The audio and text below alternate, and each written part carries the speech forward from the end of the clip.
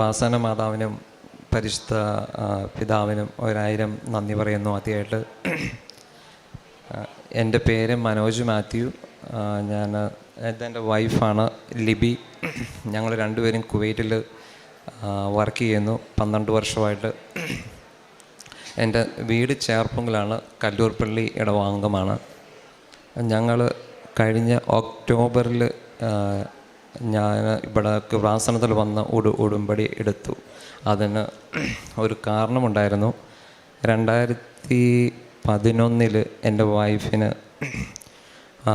തൈറോയിഡിൽ ഒരു ക്യാൻസർ വരികയും അത് ഞങ്ങൾ 2011 തന്നെ തൈറോയിഡ്ടമി ചെയ്ത് റിമൂവ് ചെയ്ത് സർജറി കഴിഞ്ഞായിരുന്നു. തിരിച്ച് ഞങ്ങൾ കുവൈറ്റിൽ ജോലിക്ക് പോയി ചെക്കപ്പും കാര്യങ്ങളൊക്കെ ആയിട്ട് ഞങ്ങൾ നടക്കുകയായിരുന്നു. പ്രശ്നങ്ങളോ കാര്യങ്ങളൊന്നും ഇല്ലായിരുന്നു. അപ്പോൾ ഞങ്ങൾ 2023 ഓഗസ്റ്റിൽ വൈഫ് ജോലി കഴിഞ്ഞ് വരുമ്പോൾ കാലിന് നീരും അതുപോലെ തന്നെ വേദനയും ഭയങ്കരമായിട്ട് അസ്വസ്ഥതകൾ തുടങ്ങി. അപ്പോൾ ഞങ്ങൾ അവിടെ കുവൈറ്റിലെ മിനിസ്ട്രിയിൽ MRI ചെയ്യാൻ തീരുമാനിക്കുകയും MRI എടുത്ത ശേഷം ലിബിയുടെ കഴുത്തിൻ്റെ പിറകിൽ C1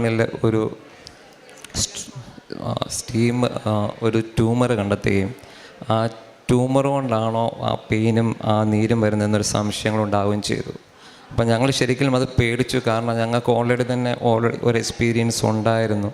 അപ്പം ഞങ്ങളൊന്ന് ശരിക്കും പേടിച്ചു. അപ്പം ഞങ്ങൾ കുഴപ്പമില്ല, അത് ചിലപ്പോൾ ഡ്യൂട്ടിയുടെ ഹാർഡ് വർക്കും കൊണ്ടായിരിക്കാം വേദനയും കാര്യങ്ങളൊക്കെ വരുന്നത്. അപ്പോൾ ഡോക്ടറെ കാണിച്ചപ്പോൾ ഡോക്ടർ പറഞ്ഞു നമുക്കത് സർജറി ചെയ്ത് അതങ്ങ് മാറ്റി ഒന്ന് ബയോപ്സി വിടാം എന്ന് ഡോക്ടർ പറഞ്ഞായിരുന്നു. എന്നാലും വൈഫിന് ഭയങ്കര പേടിയായിരുന്നു. പിന്നീട് സർജറി C1 അതൊരു ഭയങ്കര ബുദ്ധിമുട്ടായിരുന്നു. അപ്പം ഡോക്ടർ പറഞ്ഞു അത് ഇമ്മീഡിയറ്റ്ലി വേണ്ട, പയ്യെ ചെയ്താൽ മതി എന്ന് പറഞ്ഞു. ഞങ്ങളത് രണ്ടാമതൊരു സെക്കൻഡ് ഒപ്പീനിയൻ എടുക്കാൻ ഇമ്മീഡിയറ്റ്ലി നാട്ടിലേക്ക് വന്നു. ഞങ്ങളൊരു ന്യൂറോ സർജനെ കണ്ടുപിടിച്ചു. ഡോക്ടർ പിന്നെയും ഇവിടെ വന്ന് MRI എടുക്കാൻ പറഞ്ഞു. ഞങ്ങൾ രണ്ടാമത് MRI എടുത്തു. അപ്പം അതും ആ ഒരു ഗ്രോത്ത് ഇല്ലാതെ ആ സെയിം പൊസിഷനിൽ തന്നെ നിൽക്കുന്നു. ഡോക്ടർ പറഞ്ഞു അതിനെക്കുറിച്ചൊന്നും പേടിക്കണ്ട, ഇതവിടെ ഇരുന്നോട്ടെ, ആർക്കും ഒരു ശല്യമൊന്നുമില്ല, അത് കുഴപ്പമില്ലെന്ന് പറഞ്ഞു. ഞാനൊരു 3 മാസത്തെ ടാബ്ലറ്റ്സ് തരാം, അത് നിങ്ങൾ കഴിച്ചാൽ മതി, ഓട്ടോമാറ്റിക് തന്നെ വേദനകൾ മാറുമെന്ന് പറഞ്ഞു. അപ്പോൾ ആ സമയത്ത് തന്നെ ഞങ്ങൾ നാട്ടിലോട്ട് വരുന്നതിന് മുമ്പ് തന്നെ കുവൈറ്റിൽ വെച്ച് ലിബിയുടെ ഒരു ഫ്രണ്ട്, ഒരു നോൺ ക്രിസ്ത്യൻ, പുള്ളിക്കാരത്തിയോട് ഇങ്ങനെ ഈ ഒരു സംഭവം പറഞ്ഞപ്പം പുള്ളിക്കാരത്തി പറഞ്ഞു കൃപാസനം എന്നൊരു സ്ഥലം ആലപ്പുഴയുണ്ട്, അവിടെ നിന്ന് പോയി ഒന്ന് പ്രാർത്ഥിച്ചു നോക്ക്, ഒരത്ഭുതം സംഭവിക്കും എന്ന് ആ നോൺ ക്രിസ്ത്യൻ ഞങ്ങളോട് പറഞ്ഞപ്പം ഞങ്ങൾ ശരിക്കും അമ്പരന്ന് പോയി. ശരിക്കും കാരണം ഞങ്ങൾ പ്രതീക്ഷിക്കാത്ത ഒരാളുടെ കയ്യിൽ നിന്ന് അങ്ങനൊരു സംഭവം കേട്ടപ്പം തന്നെ ഞങ്ങൾ ശരിക്കും ഞെട്ടിപ്പോയി. അപ്പം എൻ്റെ ഒരു വിശ്വാസം, എൻ്റെ ഒരു അഹങ്കാരം വളരെ വലുതായിരുന്നു. ഞാൻ ഓർത്തു ഞാൻ ഈ ചെയ്യുന്നതാണ് ഏറ്റവും വലിയ വിശ്വാസവും എന്നുള്ള ഒരു അഹങ്കാരത്തിലാണ് ഞാൻ ശരിക്കും നടന്നത്. അപ്പം ഞാൻ ഓർത്തു ഓക്കെ, എന്നാൽ പിന്നെ നമുക്കതൊരു നാട്ടിൽ പോയി വരുന്നത് കൊണ്ട് കൃപാസനത്തിൽ വന്ന് അച്ഛനെ ഒന്ന് കാണാം അല്ലെങ്കിൽ ഒരു ഉടമ്പടി എടുക്കാം എന്ന് കരുതി ഞാൻ മടിച്ചു. ഞാൻ വേണ്ട, വൈഫിനെ കൊണ്ട് തന്നെ ഉടമ്പടി എടുപ്പിക്കാം, കാരണം അവർക്കാണല്ലോ അസുഖം എന്ന് കരുതി തന്നെയാണ് ഞാൻ പറഞ്ഞത്, അവളെ കൊണ്ട് തന്നെ എടുപ്പിക്കാമെന്ന് ഞാൻ കരുതി. അതാണ് എൻ്റെ ഒരു അഹങ്കാരം എന്ന് ഞാനൊന്ന് പറഞ്ഞതിൻ്റെ കാരണം. അപ്പം ഞാൻ ഇവിടെ വന്ന് ഡോക്ടറെ കണ്ട് കുഴപ്പമില്ല എന്ന് പറഞ്ഞപ്പം ഇവക്കൊരു കാരണവശാലും കൃപാസനത്തിൽ വരാൻ സാധിക്കുന്നില്ല, കാലനീരും അതുപോലെ തന്നെ വേദന, അസ്വസ്ഥതയും. അപ്പം ഞാൻ ഓർത്തു ഓക്കെ, അത് ചിലപ്പോൾ എനിക്ക് തന്നെ എടുക്കാനായിരിക്കും എന്ന് കരുതി തന്നെ ഞാൻ ഒറ്റയ്ക്ക് കൃപാസനത്തിൽ വന്നു. അപ്പോൾ ആസ് യൂഷ്വൽ എല്ലാവരും വരുന്ന പോലെ തന്നെ കൃപാസനത്തിൽ വന്നു, ചുറ്റുപാടൊക്കെ കണ്ടു. ഞാൻ ഓർത്തു ഒരു ഉടമ്പടി എടുത്തേക്കാം, പേരിന് കുറച്ച് സമയത്തോളം. ഞാൻ ഉടമ്പടി എടുത്തു. തിരിച്ച് ഇവിടുത്തെ എല്ലാ പ്രൊസീജിയറും കഴിഞ്ഞ് ഞാൻ തിരിച്ച് വീട്ടിലോട്ട് പോയി. ഞങ്ങൾ വൈഫിനോട് പറഞ്ഞു ഉടമ്പടി എടുത്ത് പേടിക്കണ്ട, ധൈര്യമായിട്ട് ഇരുന്നോളാൻ പറഞ്ഞു. ഞങ്ങൾ കുവൈറ്റിൽ ചെന്നു. 2024 ഫെബ്രുവരി ആയപ്പോഴത്തേക്കും സെയിം പ്രോബ്ലം വൈഫിന് സ്റ്റാർട്ട് ചെയ്തു. അപ്പോൾ ഞാൻ ഓർത്തു, ഞാൻ ഉടമ്പടി എടുത്തത് കൊണ്ട് ഓൾറെഡി തന്നെ 5 പ്രെയർ തുടങ്ങി, വൈകുന്നേരത്തെ പ്രെയറും പ്രതീക്ഷണ പ്രാർത്ഥനകളെല്ലാം തുടങ്ങി ചെയ്യുന്നുണ്ട്. പക്ഷേ അതിനൊരു ക്ലാരിറ്റി ശരിക്കും ഇല്ല എന്നുള്ളത് എൻ്റെ മനസ്സ് പറയുന്നുണ്ടായിരുന്നു. എന്നാലും ഞാൻ വൈഫിൻ്റെ മുമ്പിൽ അവൾക്കൊരു സന്തോഷമായിക്കോട്ടെ എന്ന് കരുതി തന്നെയാണ് ഞാൻ വൈഫിനോട് പറയുമ്പോൾ നമുക്ക് പ്രാർത്ഥിക്കാം, അവൾക്കൊരു ആത്മധൈര്യം കിട്ടിക്കോട്ടെ എന്ന് വെച്ച് തന്നെ ഞാൻ അങ്ങനെ പറഞ്ഞ് പ്രാർത്ഥിപ്പിക്കാൻ ശ്രമിക്കുന്നുണ്ടായിരുന്നു. പക്ഷേ വൈഫിനും പ്രാർത്ഥിക്കാൻ വിളിക്കുമ്പോൾ ഒരു അസ്വസ്ഥതയുണ്ടായിരുന്നു. ഇതല്ലേ ഇത്രയല്ലേ ഉള്ളൂ. പക്ഷെ ഞാൻ തന്നെ പ്രാർത്ഥിക്കാൻ തുടങ്ങുമായിരുന്നു വൈഫിനും കണ്ട് തിരിച്ച് വരാൻ വേണ്ടി. പക്ഷേ വൈഫിന് പിന്നെ ഞങ്ങൾ പ്രാർത്ഥനയൊക്കെ തുടങ്ങി. ഫെബ്രുവരി ആയപ്പം പിന്നെ സെയിം വേദന വന്നപ്പോഴത്തേക്കും പിന്നെ ഞങ്ങൾ ഡോക്ടറെ പോയിട്ട് കണ്ടു. ഡോക്ടർ പറഞ്ഞു ഒന്നുകൂടെ MRI എടുത്ത് നോക്കാം, അതിൻ്റെ വലിയ വ്യത്യാസം വന്നിട്ടുണ്ടോ എന്നറിയാൻ. ഞങ്ങൾ MRI എടുത്ത് നോക്കുമ്പോൾ ഡോക്ടർ പറഞ്ഞു മുഴ അവിടെ തന്നെ ഉണ്ട്, പക്ഷേ അത് 1 വർഷം കൊണ്ട് വളരേണ്ട ഗ്രോത്ത് 3 മാസം കൊണ്ട് വളർന്നു എന്ന് പറഞ്ഞു. അപ്പം ഞങ്ങൾ ശരിക്കും ഒന്ന് ഞെട്ടിപ്പോയി. അത്രയും പെട്ടെന്നൊരു ഗ്രോത്ത് അവിടെ വരാൻ കാരണമാണെന്ന്. അപ്പോൾ ഡോക്ടർ എന്നോട് പറഞ്ഞു ഒരു കാരണവശാലും വെയിറ്റ് ചെയ്യേണ്ട, ഇമ്മീഡിയറ്റ്ലി അവിടെ നിന്ന് തന്നെ സർജറി ചെയ്തോളാൻ പറഞ്ഞു. അപ്പോൾ ഞങ്ങൾ പിന്നെയും ഒരു സംശയം. അപ്പോൾ എൻ്റെ പ്രാർത്ഥനകളിലൊക്കെ വിശ്വാസങ്ങൾ പിന്നെ കൂടാൻ തുടങ്ങി. ഞാൻ ഡ്യൂട്ടിക്ക് പോകുന്ന വഴിക്ക് വണ്ടിയെ തന്നെ കൃപാസനം ജോസഫ് അച്ഛൻ്റെ ധ്യാനങ്ങളും അതുപോലെ തന്നെ ഓഫീസിൽ ചെന്ന് കഴിയുമ്പോൾ ഒരു ഹെഡ്സെറ്റിൽ തന്നെ വർക്ക് ചെയ്യുന്ന ഇടയ്ക്ക് തന്നെ ഒരു ഹെഡ്സെറ്റ് കൊണ്ട് ജോസഫ് അച്ഛൻ്റെ പ്രാർത്ഥന സാക്ഷ്യങ്ങൾ കൂടുതൽ കേൾക്കാൻ തുടങ്ങി. അപ്പം കേൾക്കാൻ തുടങ്ങിയപ്പോൾ തന്നെ ഓൾറെഡി തന്നെ എൻ്റെ ശരീരത്തിനും മനസ്സിലും ഓരോ വ്യത്യാസങ്ങൾ വരാൻ തുടങ്ങി. ഞാൻ പയ്യെ കുമ്പസാരത്തിനും പള്ളിയിൽ പോകാനും പയ്യെ സ്റ്റാർട്ട് ചെയ്തു. അതിൻ്റെ പ്രൊസീജിയർ തുടങ്ങിയപ്പം ഓട്ടോമാറ്റിക് തന്നെ എനിക്ക് തന്നെ ഭയങ്കര വിശ്വാസത്തിലോട് വരാൻ തുടങ്ങി. അപ്പം ഞാൻ എൻ്റെ വൈഫ് വന്നില്ലെങ്കിലും ഞാൻ ഓട്ടോമാറ്റിക് തന്നെ പ്രാർത്ഥനകളിലെല്ലാം കൂടാൻ തുടങ്ങി. അച്ഛൻ്റെ പ്രാർത്ഥന ശരിക്കും ഒരു ദിവസം ഒരു 3 സാക്ഷിയിലും കേൾക്കുമ്പോൾ തന്നെ ഭയങ്കര ഒരു ആശ്വാസം തന്നെയായിരുന്നു. അപ്പം ഞങ്ങൾ അങ്ങനെ പോകുമായിരുന്നു. അപ്പം ഞങ്ങൾക്ക് പിന്നെയും സംശയം. അപ്പം ഞാൻ പറഞ്ഞു ഇനി നമുക്ക് ഹോസ്പിറ്റലിലൊന്നും കാണിക്കണ്ട, ഞങ്ങൾ ജൂണിൽ ഓൾറെഡി ലീവ് കൺഫേം ചെയ്ത് നാട്ടിലേക്ക് വരുന്നുണ്ട്. അപ്പം ഞാൻ മാതാവിനോട് പ്രാവശ്യം മാതാവേ, ഞാൻ ഉടമ്പടി പ്രാർത്ഥന കേൾക്കുമ്പോൾ ഞാൻ കേൾക്കുന്നുള്ളൂ ഒരുപാട് പേര് ഡേറ്റ് ഇട്ട് പ്രാർത്ഥിക്കുന്നത് ഞാൻ കേട്ടിട്ടുണ്ടായിരുന്നു. അപ്പോൾ ഞാനും മാതാവിനോട് അവിടെ നിന്ന് തന്നെ ഒരു ഉടമ്പടി പ്രാർത്ഥനയോടൊപ്പം തന്നെ ഡേറ്റ് ഇട്ട് 6/6/2024 നാട്ടിൽ വരുന്നതിന് മുമ്പ് തന്നെ ആ അസുഖം അവിടെ നിന്ന് ഒന്നെങ്കിൽ ആ അസുഖം തീർച്ചയായിട്ടും ആ മുഴ മാറണം, ഇല്ലാന്നുണ്ടെങ്കിൽ അതിൻ്റെ ഗ്രോത്ത് ആസ് യൂഷ്വൽ പഴയതുപോലെ തന്നെ ചെറുതായി മാറണം. ഞങ്ങൾ പ്രത്യേകം പ്രാർത്ഥിക്കാൻ തുടങ്ങി എല്ലാവരും. പിന്നെ വീട്ടിൽ മോനുണ്ട്, വൈഫുണ്ട്, എല്ലാവരും പ്രാർത്ഥനയിൽ കൂടുതൽ ശ്രദ്ധിക്കാൻ തുടങ്ങി.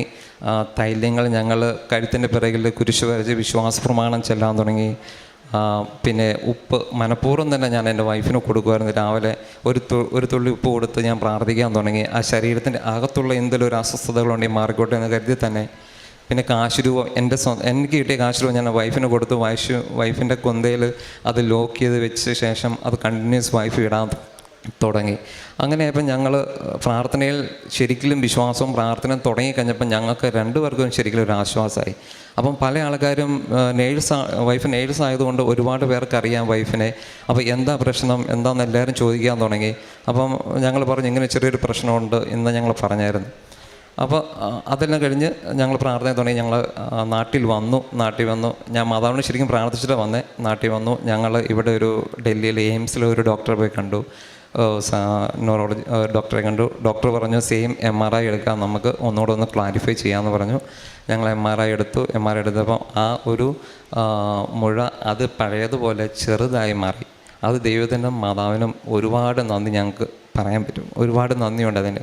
കാരണം ഞാനും ഓർത്തു ദൈവമേ അതൊരു ശരിക്കും ഒരു നല്ലൊരു അത്ഭുതമായി മാറി ഞങ്ങൾക്ക്. പെട്ടെന്ന് സർജറി ചെയ്യാനും വൈഫിനുള്ള സർജറിക്കുള്ള പേടിയും കേട്ടപ്പോൾ ഞങ്ങൾ ആ ഒരു മുഴയെ കൊണ്ട് യാതൊരു പ്രശ്നവുമില്ല, ഇമ്മീഡിയറ്റ്ലി ഒന്നും ചെയ്യേണ്ട, അവിടെ തന്നെ ഇരുന്നോടും ഡോക്ടർ പറഞ്ഞു. അതാണ് എൻ്റെ ആദ്യ ശേഷം. ഒരുപാട് മാതാവിന് നന്ദി പറയുന്നു. പിന്നെ ഞങ്ങൾ പെറ്റ് സ്കാൻ ചെയ്തു. പഴയ എന്തെങ്കിലും ക്യാൻസറിൻ്റെ വേരിയേഷൻസ് ഉണ്ടോ എന്ന് അവിടെ തന്നെ ചെക്ക് ചെയ്തു. അതിൽ ഒന്നും ഞങ്ങൾക്ക് കാണാൻ പറ്റിയില്ല. അവളോട് ഒരു കുഴപ്പമില്ല. മാതാവിന് ഒരുപാട് നന്ദി പറയുന്നു. രണ്ടാമതായിട്ട് എനിക്ക് പറയാനുള്ളത്, ഉടമ്പടിയിൽ വെച്ചത് എൻ്റെ പെങ്ങളുടെ 2 പിള്ളേരുടെ എക്സാമിന് കാനഡയിലൊരു വിസ പ്രോസസ്സിന് വേണ്ടി അവർ കൊടുത്തിട്ട് ഒത്തിരി ബുദ്ധിമുട്ടായിരുന്നു. അപ്പം ഞാൻ ആ കൂടെ ഉടമ്പടി വെച്ച് പ്രാർത്ഥിച്ചു. അതുപോലെ തന്നെ ജർമ്മൻ എക്സാം, 2ാമത്തെ മോക്ക് ജർമ്മൻ എക്സാം പാസ്സാകാൻ വേണ്ടി 4 തവണ എക്സാം എഴുതിയതും പാസ്സാകാൻ പറ്റിയില്ല. അപ്പോൾ ഞാൻ അവരോട് പറഞ്ഞു ഞാൻ കൃപാസനത്തിൽ വൈഫിൻ്റെ രോഗത്തിനൊപ്പം തന്നെ നിങ്ങളുടെയും പ്രാർത്ഥനകൾ വെച്ച് ഞാൻ പ്രാർത്ഥിക്കുന്നുണ്ടെന്ന് പറഞ്ഞു. പ്രാർത്ഥിച്ചു. അവർ 2 പേരും കാനഡയിലെ പ്രോസസ്സിങ്ങിൽ പോയി. ഒരാൾ ഓൾറെഡി കാനഡയിൽ ചെന്നു, മറ്റേ ആൾ ജർമ്മൻ പാസ്സായി. അത് എൻ്റെ നിയോഗത്തിൽ 2ാമത് വെച്ച കാര്യമായിരുന്നു. അത് മാതാവ് എനിക്ക് സാധിച്ചു തന്നു. 3ാമത് എന്നെ തന്നെ ഞാനൊന്ന് വിശദീകരിക്കുക. ഞാൻ ശരിക്കും പള്ളിയിലൊക്കെ പോകുമായിരുന്നു, ഭയങ്കര ഭക്തനൊക്കെയാണെന്ന് എല്ലാവരുടെ മുന്നിൽ കാണിക്കാൻ ഞാൻ മിടുക്കനായിരുന്നു. പക്ഷേ ശരിക്കും ഞാൻ പള്ളിയിൽ പോയി കഴിഞ്ഞാൽ കുർബാന സ്വീകരിക്കാറില്ല. അപ്പോൾ എൻ്റെ മോൻ എന്നോട് ചോദിക്കും, എന്നാൽ അച്ചാച്ചൻ കുർബാന സ്വീകരിക്കാതെ ഇങ്ങനെ പള്ളി വന്ന് ചുമ്മാ ഇരിക്കുന്നത് എന്തിനാണ്? അപ്പോൾ എൻ്റെ ഒരു വിശ്വാസം, ചെയ്യുന്ന പാവങ്ങൾ പിന്നെയും പിന്നെയും ചെയ്യുവാണല്ലോ, പിന്നെ എങ്ങനെ ഞാൻ കുമ്പസാരിച്ച് കുർബാന കഴിക്കുള്ളൂ എന്നുള്ളൊരു ഭയങ്കര കൺഫ്യൂഷനിലായിരുന്നു. അപ്പം പിന്നീട് ഞാൻ ഉടമ്പടി എടുത്ത ശേഷം എൻ്റെ ഒരു നിയോഗത്തിൽ വെച്ചിരുന്നത് എന്നെ വിശുദ്ധീകരിക്കാൻ വേണ്ടി മാതാവിന് അനുഗ്രഹം തരാൻ വേണ്ടി തരണം എന്ന് ഞാൻ പ്രത്യേകം പ്രാർത്ഥിച്ചു.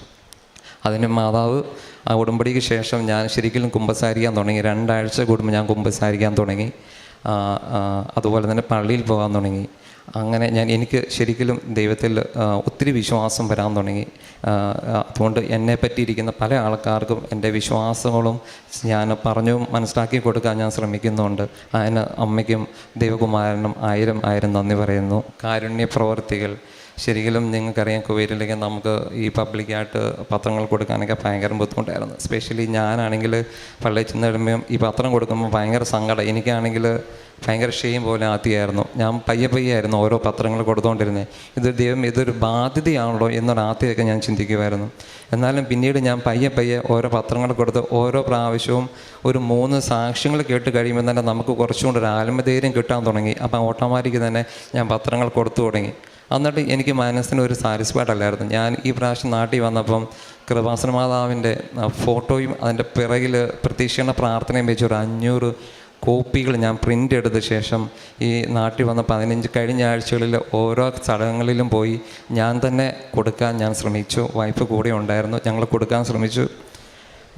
അങ്ങനെ പിന്നെ ഞങ്ങളെക്കൊണ്ട് പറ്റുന്ന സഹായങ്ങൾ അവിടെ ചെയ്യാൻ പറ്റുന്നത് ചെയ്യുന്നുണ്ട്. നമ്മളെക്കൊണ്ട് ചെയ്യാവുന്ന ക്യാഷ് ആയിട്ടോ എന്തെങ്കിലും ഉണ്ടെങ്കിൽ ചെയ്യാൻ പറ്റും. ഇല്ലെങ്കിൽ വൈഫിൻ്റെ കൂടെ വർക്ക് ചെയ്യുന്ന പല നേഴ്സസിൻ്റെയും പിള്ളേർക്ക് പനിയോ അസ്വസ്ഥതയോ ചുമയോ വരുമ്പോൾ ഞങ്ങളെ അന്നേരം വിളിക്കും. ഒരു ഡോക്ടർ എന്ന നിലയിൽ തന്നെ അവർ ഞങ്ങളെ ആദ്യം വിളിക്കും. കൃപാസനത്തിൽ ഇച്ചിരി എണ്ണ കൊണ്ട് തരാമോ, അല്ലെങ്കിൽ ഇച്ചിരി ഉപ്പ് കൊണ്ട് തരാമോ, ഒന്ന് പ്രാർത്ഥിക്കാമോ എന്ന്. തീർച്ചയായിട്ടും ഞങ്ങൾ കൊണ്ടുപോയി കൊടുക്കും. അവരെ നെറ്റിയിൽ കുരിശ് വരച്ച് ശരിക്കും ഞങ്ങൾ പ്രാർത്ഥിക്കും. വിശ്വാസ പ്രമാണം ചൊല്ലി പ്രാർത്ഥിച്ച് തിരിച്ചു പോകുമ്പോൾ പിറ്റേ ദിവസം തന്നെ ഞങ്ങളെ വിളിച്ച് പറയും കൊച്ചിൻ്റെ പനി മാറി, അല്ലെങ്കിൽ കൊച്ചിൻ്റെ കാലിൽ നീരുകൾ കുറഞ്ഞു, ഒത്തിരി സന്തോഷം. അങ്ങനെ ഒരുപാട് പേരെ ഞങ്ങൾ വിശ്വാസം വർദ്ധിപ്പിക്കാൻ ശ്രമിച്ചിട്ടുണ്ടിരിക്കും. അവർ 2-3 പേര് ഈ മാസം തന്നെ ഇവിടെ അവധിക്ക് വരുന്നുണ്ട്. അവർ കൃപാസനത്തിൽ വന്ന് ഉടമ്പടി എടുക്കണം എപ്പോഴും ഞാൻ പറയും, അവരെടുക്കാൻ തയ്യാറായി വരുന്നുണ്ട്. അതിന് ഒത്തിരി അമ്മ മാതാവ് സഹായിച്ചിട്ടുണ്ട്. ഈശോയ്ക്ക് ഒരുപാട് നന്ദി.